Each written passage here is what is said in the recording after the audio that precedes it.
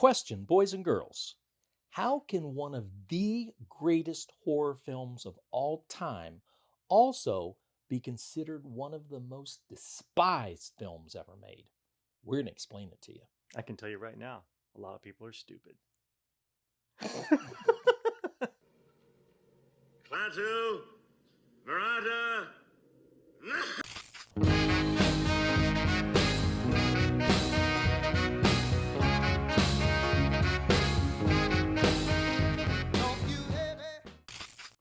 I'm Dr. Paul, I'm Diet Dr. Paul. father, son, boomer, millennial, talking about movies every single week. Movies, comic books, collectibles, anything that you talk to your parents about, or you parents talk to your kids about. Just a good time when you're just tossing stuff around.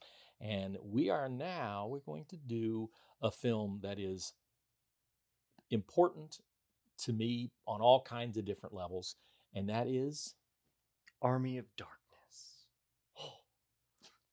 which, did you know what the original title of it was? No. Medieval Dead. Medieval Dead. I kind of like that. I do too. Medieval Dead. Yeah.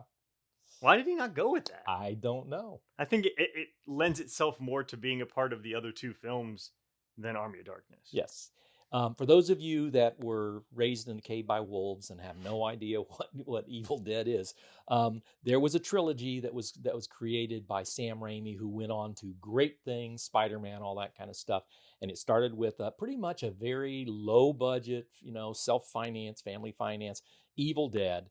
He came back and then to Evil Dead 2, where he ramped up a little bit more of the humor. And then the third one was Army of Darkness, or Medieval Dead, which that it really took the guardrails off as far as the humor goes. Yeah, it just turned everything to 11. Right. And the heart of all of this thing is there's an evil presence, and in the woods or wherever that this character Bruce Campbell is one of the survivors that's designed to sort of outwit this thing. Mm-hmm. So it is despised a lot of times. I don't know anybody who doesn't like it, and if I did, I'd punch them squarely in the kisser. I've seen people when they rank, and it's all of the Evil Dead films that have come since Sam Raimi, and I've seen it. The highest I've ever seen Army of Darkness has been number 2.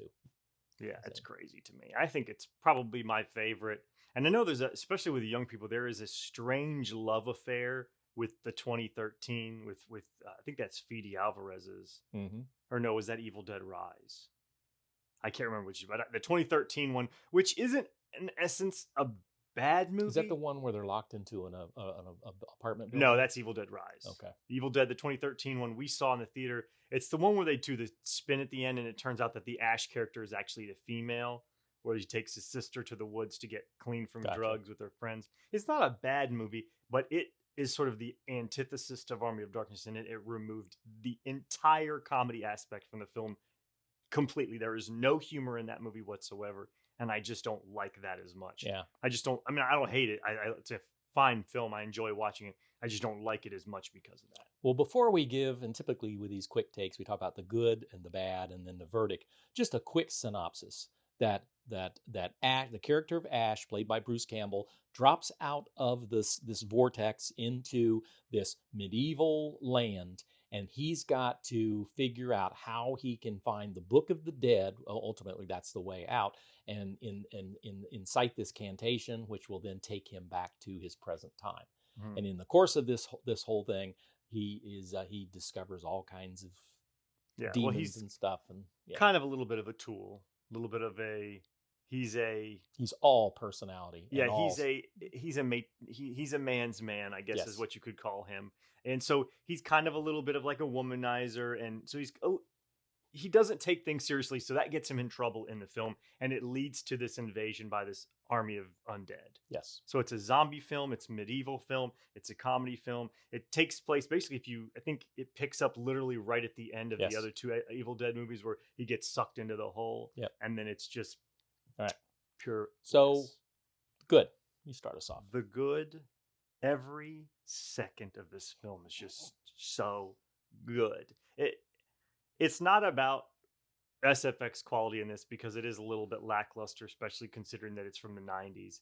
But it's in no way does it remove the charm from the film. This is all about Bruce Campbell, and I don't think this movie would have ever done anything without Bruce Campbell. He is the heart and soul of this film, and it saddens me that he never really blew up because of it, because he absolutely deserved it. For every Ryan Reynolds and Ryan Gosling, we should have a Bruce Campbell film. I agree. And it's sad, but yeah, this is all Bruce Campbell, and it is all one-liners and oh. That's really the thing, that this is one of these movies that you will see it, you'll see it again, and you will be, how many times do we use the one-liners? Give me some sugar, baby, shop smart, shop S smart kind of stuff. Hello, Mr. Fancy Pants. This is my boomstick, Yes. So it's all of these little things that he delivers with just such great aplomb. Mm-hmm. And it has the spirit of the Three Stooges in it. Yeah. It has the spirit of Ray Harryhausen, and it would be the Jason and the Argonauts with the skeleton that fighting of the skeletons and kind of stuff. You can just see the stop action animation that's in it. It has part of that. It's just really delightful, and it's got Easter eggs and homage to other horror films or sci-fi films like the Day the Earth Stood Still kind of stuff. So just I think it's delightful. It really it's a good homage to horror, like you said, or fantasy films in general, because you get a little bit of everything because of the era and because of the budget. So you get digital special effects in this. You also get practical special effects in this, and then you get the old school Harryhausen, the stop animation stuff. But it becomes this incredible marriage of all these things that shouldn't work together, but somehow it does. If you talk about, say, Shaun of the Dead, and you've got this scale of comedy to horror, right? And so it's like 75 to 25. Where would you put Shaun of the Dead, and where would you put Army of Darkness? Well, there's the zombie aspects of Shaun of the Dead are still pretty gnarly. The horror in this, while being in your face and jumpy, it's never really scary. So I would say this is like 99 to 1, and Shaun of the Dead is like 70-30. I gotcha. This movie holds a personal sort of special place for me because did this movie touch you? No. I was a single dad for a while and had him when he was just a wee thing, and I knew nothing at all about being a father. And so Still doesn't. Took him to all kinds of movies, including took him to this at a theater, Parmatown Theater in Parma, Ohio. I worked in Cleveland, and we went and saw this at that theater, and you were just I don't know. 1992. I had to be little. Do you remember going to see it? I remember that theater, but I don't remember like particularly seeing this movie. Yeah, they say the theater's haunted now. Yeah. Oh yeah. So yeah, it just the nice thing about it, you go with your father and son going in and watching this movie, and it really was the kind of movies that Ray Harryhausen that I saw when I was a kid. That's not going to really screw you up at all. And then we would go, and I would buy you Superman ice cream in the mall, kind of stuff. Meatless cheeseburgers, right? Taco Bell, bean burritos, kind of stuff. No, it was just really a sweet time in my life. Being a single dad, I loved every second of it. And this movie is really one of the first things I think about when being a single dad. And so I try to separate myself. If I didn't have that emotional reaction to it, that ownership, would I feel as good about it? And I think I would. I mean, we've said before on here that there's a number of movies that come into our lives that we just see it over and over and over again, like Shawshank Redemption. If it's on television, you're going to stop and see it. And I would put Army of Darkness in that category. It's very much so. Every time you watch it, even everything that's going to happen, it's still delightful, and you find yourself saying the lines right along with Bruce Campbell, who is a national treasure. Bruce, call me. There's a reason why when I started doing the shorts, it was one of the first videos that I picked, because it's just that it's lives rent free in my brain. Yes, yeah. So every second of it. So it's a masterpiece. If it's not a 100% perfect film, then what are the problems with it? I don't have a problem with it. You have no problems with problem it at all? with it whatsoever. None. I was not tongue in cheek when I said it's a perfect movie. So I take that back. It's not perfect. Here's the one drawback is that it's not 5 hours long. That there wasn't a Army of Darkness 2 Yeah, or 3. It didn't. It's not a part of the MCU. That's a drawback because then we would have 17 of them and we'd have 7 TV shows. That'd be my big drawback. I think that some of the practical effects are I mean, they don't hold up as well when he goes into the witch pit kind of stuff.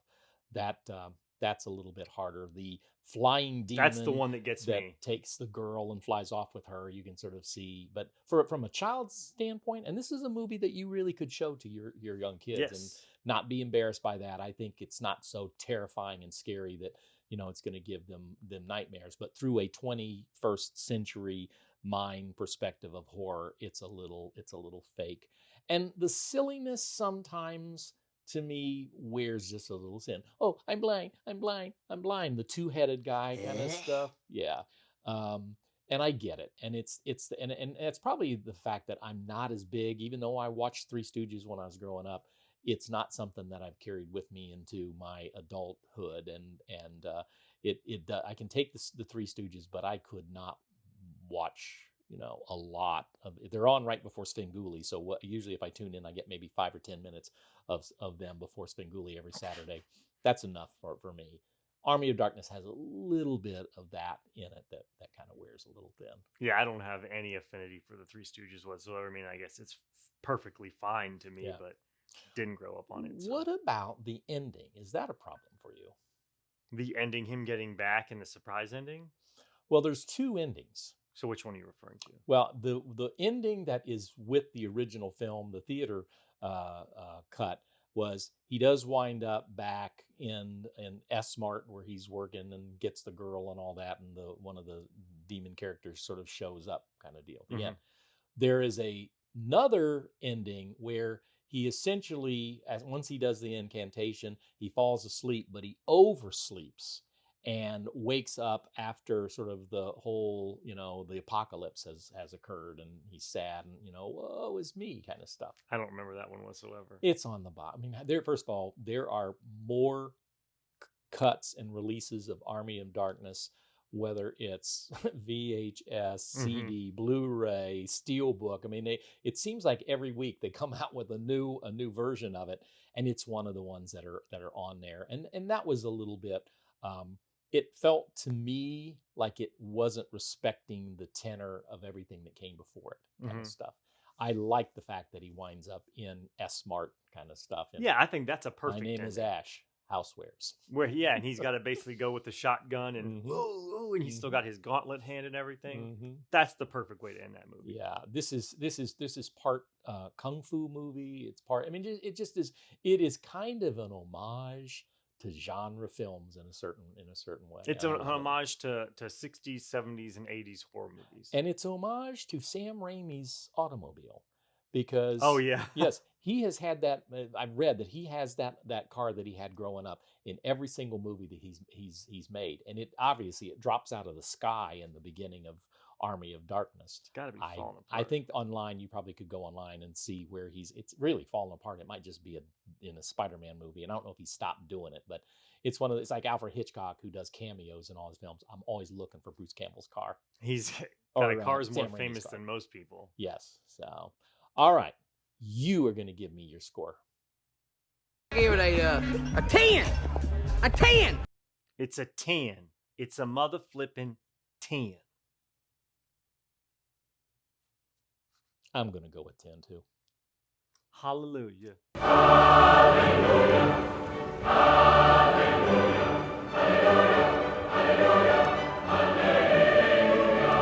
Hail to the king, baby. Hail to the king, baby. Exactly.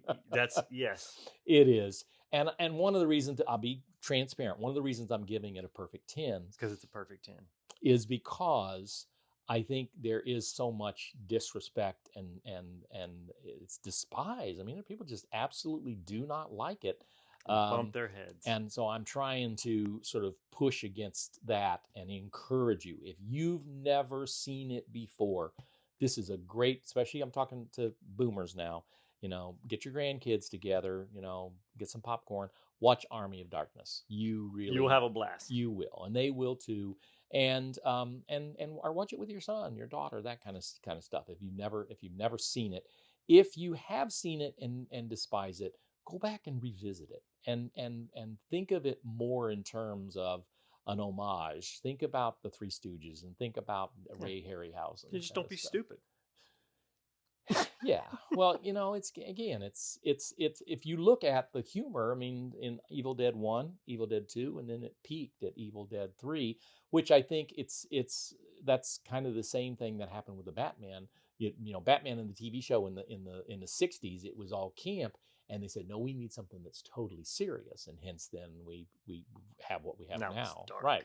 And so I think that people we really did do a hard turn when the Evil Dead reboots happened that are really strict horror films. There's not a whole lot of humor that I can see that's deliberate. And I think it needs it. Yeah, for sure. Yeah, I do. I totally agree. And I don't know that I even if Army of Darkness, if you have to consider it part of the trilogy, I think it's good just as a standalone. No, it can work by itself. To be honest with you, I like it better than the other two. Oh, without a doubt. Yeah. Yeah, the other twos are good movies themselves, but I just enjoy this one much better. Yep. Much better. What do you think?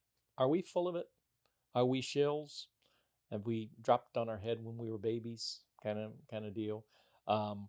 Before I forget, like and subscribe, click all of those little buttons and send cards and letters and cash and checks kind of stuff. Money orders. Yes. But tell us what you think. Are we all wet? And one of our things we always say on here, we try to show the spotlight on films that you may not be familiar with or to think of them in a new way. So throw us some ideas. If there are other movies out there that are despised but you think are great, as long as they don't star Will Ferrell and stuff, throw it our way. And Bruce, really, give us a call. We'd love to have you as a guest. We would. We'd rename the show after you. We would, So where are we going to see people? At the movies. At the movies. Kill me.